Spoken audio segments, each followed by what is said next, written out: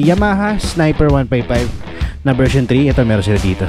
Sa mga naghahanap din ng Honda Click 160, ito meron pa dito. Kapag ng Honda ADB 160, ito meron sila dito, repo na. Sa mga naghahanap din ng Honda ADB 160, meron sila dito, dalawa. Isang matte black, tapos ito matte white. Alright.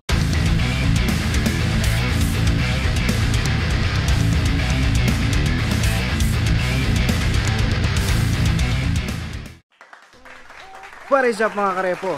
Welcome kayo sa panibago kong episode ng Repo Update. So kung ikaw ay mahilig sa motor at naghahanap ka ng mura, second hand at installment na motor, ang channel na to ay para sa iyo. Kaya kung hindi ka pa nakasubscribe, i-click mo na yung subscribe button at ang notification bell na sa ganon ay ma-notify pa kita sa mga susunod ko pang ilalabas na Repo Update. Sa mga hindi pa nakakapanood ng last episode ko, ito yung thumbnail yan. Ilalagay ko na lang sa description yung link ng video para kung gusto nyo panoorin, i-click nyo na lang. Alright mga karepo, kung magustuhan nyo man tong video na to, pindutin nyo lang yung like and share button dyan sa baba ng video. At malayang malaya kayong mag-comment dyan sa comment section kung ano bang magiging opinion nyo sa mga motorsiklo na makikita nyo ngayon sa video ko. At para naman sa mga magbabalak dyan na mag-apply ng installment, ilalagay ko na lang dyan sa screen yung requirements sila. Screenshot nyo na lang. Alright, para naman sa mga magtatanong dyan ng location, nandito ako ngayon sa Motor Trade Espanya. Ang address nila dito is 1571, 1573 Espanya, Sampaloc, Manila. Alright, so ilalagay ko na lang din dyan yung number nila para kung sakaling malayo kayo dito sa area na to, pwede mo na kayong tumawag sa kanila para sa mga karagdagan na katanungan. At kung malapit kayo dito, pwede kayong bumisita rito. Alright, so yun mga karepo, hindi ko na patatagalin to. Mag-i-start na ako. Alright mga karepo, no? So yan, mag-i-start na ako. Ayan, nandito ulit ako sa Motor Trade Espanya. Alright, so sa may Sampaloc. O yan, kung malapit kayo, pwede kayo bumisita dito. Ilalagay ko na lang dyan yung address nila sa description at sa comment section.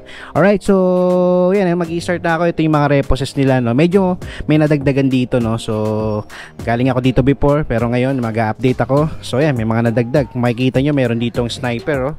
Sniper na version 3 na 155. Tapos dito meron silang Honda ADB 160. Yan, no, repo na, kulay puti, matte white, no. So dito naman meron ditong Honda Click na 160. Ito, kulay matte red, no. Tapos dito meron din silang bali dalawa tong Honda ADB nila mga karepo. Ito isang matte black. Alright, so yan, the rest puro mga yan Suzuki Raider na FI, Smash, TMX, Abraco. Alright, so dito meron silang Honda Beat. Tapos the rest yan, no, meron din sila ditong Suzuki Bergman. Alright, so yan mga karepo, mag-start na ako. Dito muna tayo mga karepo sa mga naghahanap dyan na pwede pang tricycle, pwede pang negosyo, pwede pang service. Ito, meron sila ditong YTX 125, no? Alright, so yan, dati siyang 47,680. So ngayon makukuha nyo lang siya ng 45,980. So yan, no? Ang monthly niya per 36 months nasa 2,778. Alright, so as usual mga karepo, zero down payment ang mga repo nila dito. At meron silang rebate na 500. Alright, so sa condition na ito kung makikita nyo, sa mileage niya is nasa 12,000. Tapos yan, sa appearance niya, all goods pa naman mga karepo. Alright, so sa naghahanap dyan ng YTX, ito meron sila dito. Dito naman mga karepo, ganun ulit, pwede pang tricycle, pwede pang negosyo, pwede pang service. Ito naman Honda TMX 125. Alright, so dati siyang 32,855. So ngayon makukuha nyo lang siya ng 31,155. Tapos ang monthly na ito for 36 months nasa 2,070 pesos. Alright, so sa appearance na ito, sa mileage muna is nasa 14,000. Sa appearance niya, okay pa naman siya mga karepo, na medyo may konting papalitan lang tulad dun sa seats niya. Butas na siya, no, hindi na siya pwede sa maselan. So the rest okay pa naman, ilaw, headlight, headlight, tsaka ito signal niya okay pa naman. Sa gulong nga lang niya medyo nagmamaxipil na. Alright, so yan, sa mga naghahanap dyan ng TMX 125, ito meron sila dito. Dito naman mga karepo, para sa mga naghahanap dyan ng Bergman, ito meron silang Bergman dito, no. Kung nakalagay na tag price niya, no, nasa 64,820 siya before. So ngayon nasa 63,120 siya. Alright, so yan, sa appearance siya, ang kulay nito is matte black, no. So yan, sa appearance siya, all stock pa naman mga karepo, tsaka all good siya. Wala siyang butas sa seats niya, sa fairing siya, buong buo pa, walang basag. Stock mirror pa, pati shield dito sa visor. Yan, sa headlight niya bumbu pa, signal okay pa, wala pang basag, no, napakakinis pa ng lens. Front fender niya yan, oh, makinis pa. Sa gulong niya makapal pa. Kasi kapal pa ng mukha ni Marites. Alright, so yan, Suzuki Bergman Street, ito meron sila dito. Dito naman mga karepo, sa mga naghahanap ulit dyan ng Bergman, ito meron dito. Itong isa is glossy black. So nagkakalaga siya before ng 51,250. So ngayon 46,040 na lang siya. Tapos pag ginawa siya ng installment, meron siyang monthly na 2,199. Alright, so doon naman sa isa, ito naman matte gray ang kulay niya. So dati siyang 55,920. Makuha niyo lang siya ng 54,220. Alright, so hindi ko makita yung monthly niya, no? Hindi ko maabot. Alright, so yan, sa mga naghahanap dyan ng Suzuki Bergman, meron kayong pagpipilian dito. Bali, yan, isa dito. So, bali tatlo. Dito naman mga karepo, meron ako namataan dito na Barako, no? So, ito, sa mga naghahanap dyan ng Barako, ito dating 59,600, ngayon nasa 57,900 na lang. Tapos ang monthly niya per 36 months 3,348. Alright, so sa mileage nito is nasa 24,000. Sa appearance niya mga karepo, pamalit na yung seats niya, pero the rest okay pa naman. Tsaka dito pala sa may ano niya, sa throttle niya, no, sa throttle handle niya, kailangan na siyang bilan, pati dito sa mirror. Alright, so the rest okay pa naman, wala siyang front fender pala. Okay, so yan, magdedepende na sa inyo mga karepo. Alright, yes, sa mga naghahanap dyan ng Barako, ito, meron sila dito.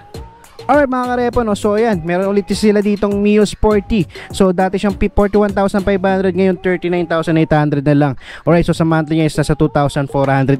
Sa mileage nito, mileage is nasa 54,000. Okay, so sa appearance nito, sa fairings niya okay pa, sa seats niya okay pa, wala pa siyang butas, no, all stock pa, wala nga lang siyang side mirror, pero madali lang naman palitan yan.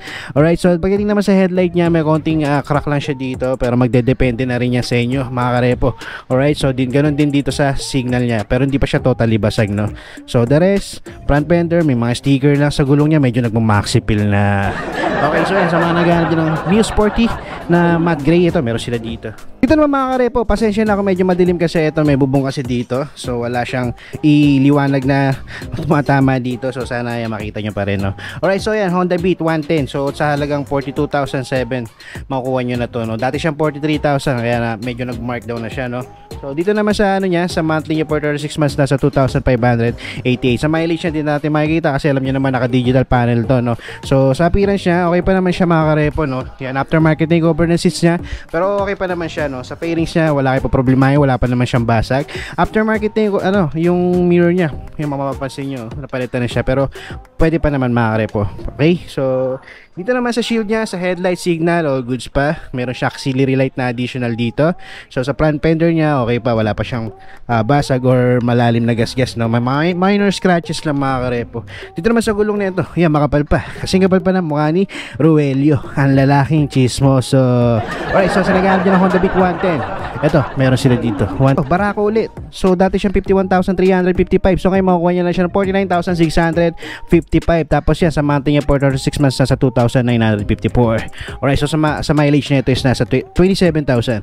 Okay, so sa appearance nito, okay pa naman siya. Aftermarket nga lang yung cover ng seats niya, pero okay pa, wala pa naman siyang butas.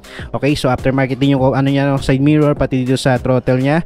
Okay, so sa headlight niya, yan, wala pang basag, signal, all goods pa, wala pang bali or something na no, basag. O dito naman sa front fender niya, may mga scratches lang siya dito, pero the rest okay pa naman. Sa gulong nga lang niya, medyo pamalit na to. Alright, so yan. Dito naman banda mga karepo, meron sila ditong Suzuki Smash. So yan, dati siyang 49,762. So ngayon makukuha nyo lang siya ng 48,062.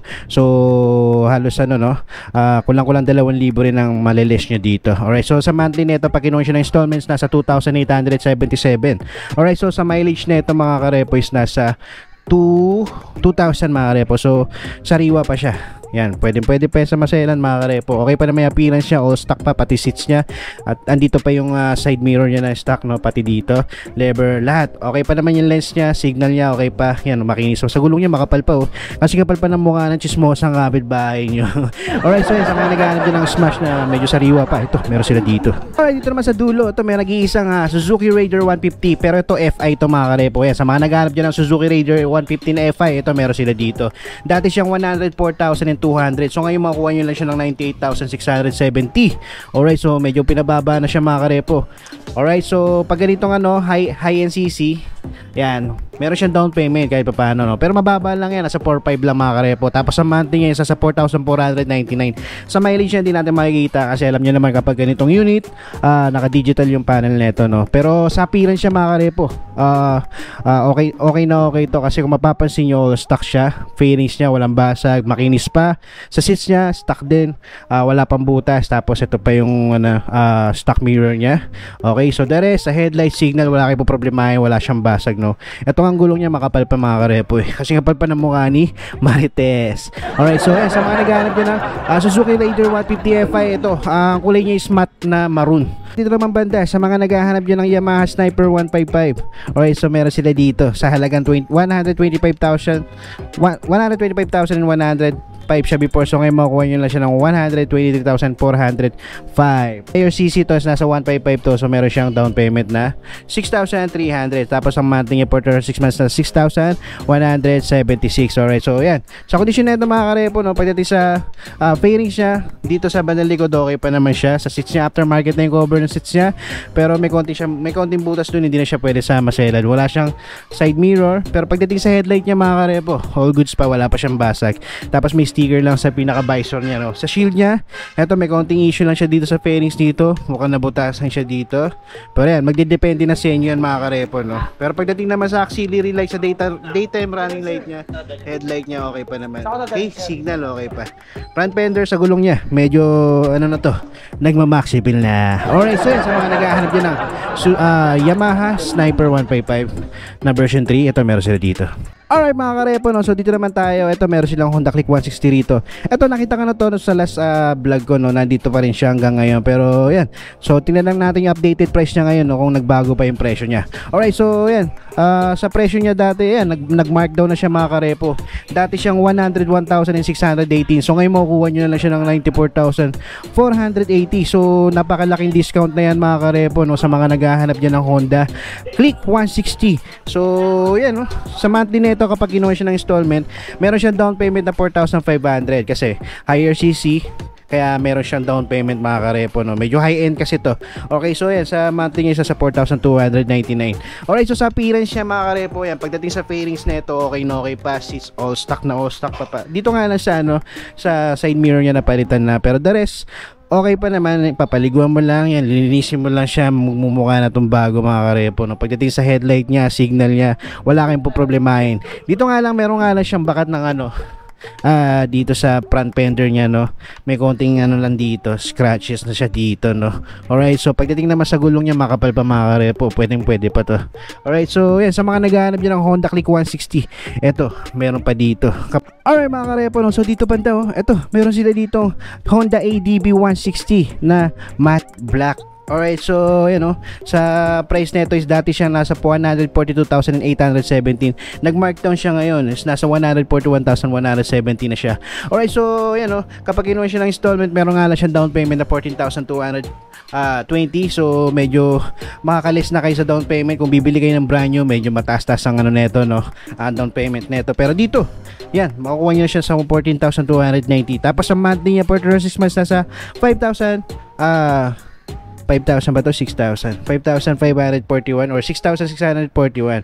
Alright, so yan mga karepo, sa condition niya, para sa akin okay na okay pa siya. Aftermarket nga lang yung cover ng seats, pero wala pa siyang butas. Okay, so yan, wala tayo dapat check dito dahil okay na okay pa to mga karepo. Yung makikita nyo naman sa camera, all stock pa, pati dito sa visor niya. Yan, makinis pa. Okay, wala pang kagas-gas-gas sa gulong niya. Stock na stock pa, makapal pa kasi kapal pa ng mukha ni Marites. Okay, so yan, sa naghahanap dyan ng Honda ADB 160, eto, meron sila dito, repo na. Alright, and last mga karepo, yan, meron ulit ditong Honda ADB 160. Yan, mamili na lang kayo kung kulay itim ba o kulay puti ang gusto nyo. Okay, so sa price naman nito, ito parang ganun din, no? Sa 142,817. Tapos nag-markdown siya ng 141,117,000. Alright, so yun, sa down payment niya, halos same lang din, 14,300. Tapos yan, sa monthly nito is nasa 6,855. Alright, so sa appearance nito, sa condition niya, sa fairings niya, yun nga lang, mayroon nga lang siyang konting issue pagdating do sa emblem niya, no? Tanggal na. Alright, so dito sa kabila, ganun din.